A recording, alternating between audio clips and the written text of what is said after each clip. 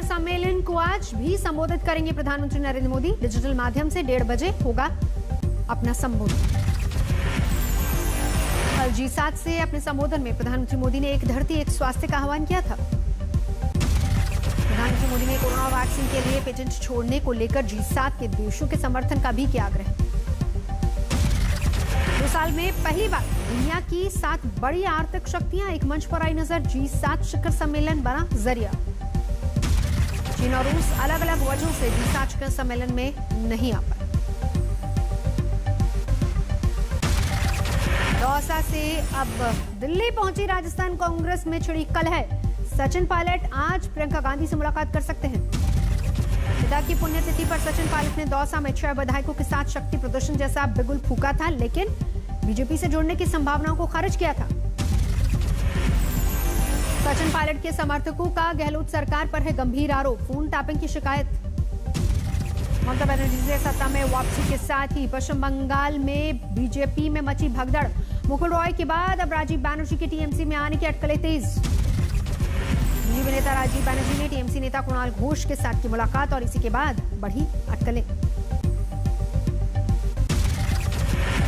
कोलकाता में BJP MLA Vishwajeet दास ने मुकुल रॉय की जमकर तारीफ की। शुक्रवार को ही बीजेपी छोड़कर टीएमसी में शामिल हुए थे मुकुल रॉय। प्रधानमंत्री पर राहुल गांधी का तंज लिखा। महामारी, महंगाई और बेरोजगारी देकर भी बैठा है मौन।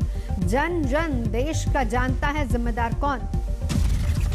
ब्लैक फंगस की दवा पर नहीं लगेगा टैक्स। वित्त मंत्री निर्मला सीतारमण ने कहा। वैक्सीन पर 5% जीएसटी। एम्बुलेंस पर घटाई गई जीएसटी। अब 28% की जगह 12% लगने का प्रावधान। कोरोना की 3rd वेव की आशंका पर बोले दिल्ली के मुख्यमंत्री अरविंद केजरीवाल। युद्ध स्तर पर चल रहा है काम।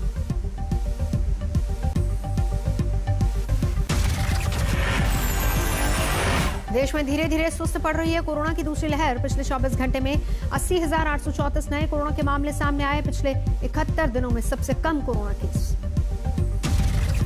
कोरोना से मौत बनी हुई है चिंता की खबर। देश में 24 घंटे में कोरोना से 3,303 लोगों की गई जान। पिछले 24 घंटे में महाराष्ट्र में कोरोना से 1,966 लोगों की मौत। कोरोना से मौत के आंकड़े पर बढ़ी चिंता। तमिलनाडु में पिछले 24 घंटे में कोरोना ने 374 और लोगों की जान ली। देश में अब तक 25,31,95,000 से ज्यादा लोगों को दी गई कोरोना की डोज। पिछले पुंछ में कोरोना केस की बढ़ती संख्या को देखकर प्रशासन सख्त। वीकेंड लॉकडाउन में सिर्फ जरूरी सेवाओं को छूट। पूरा बाजार। आंध्र प्रदेश में कृष्णा जिले में कोरोना की तीसरी लहर के मद्देनजर प्रशासन सतर्क बढ़ाई वैक्सीनेशन की रफ्तार। स्वास्थ्य सुविधाएं बढ़ाने पर जोर। राजस्थान के बाड़मेर में गहलोत सरकार के खिलाफ सड़क पर उतरा नर्सिंग स्टाफ। 1,141 रिक्त पदों पर भर्तियों की मांग। कोरोना संकट के बीच लिविंग आर्ट ऑर्गेनाइजेशन ने रामेश्वरम में जल योग की दीक्षा दी। कोरोना महामारी से बचने के लिए खुद को फिट रखने का दिया मंत्र।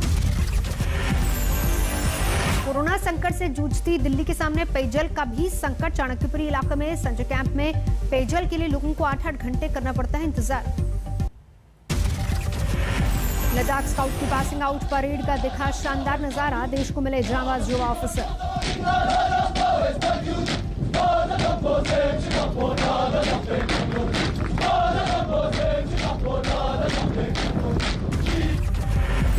लद्दाख स्काउट के 90 रंगरूटों को 46 सप्ताह की कड़ी ट्रेनिंग के बाद वतन की सेवा का मिला है मौका। दिखा जोश।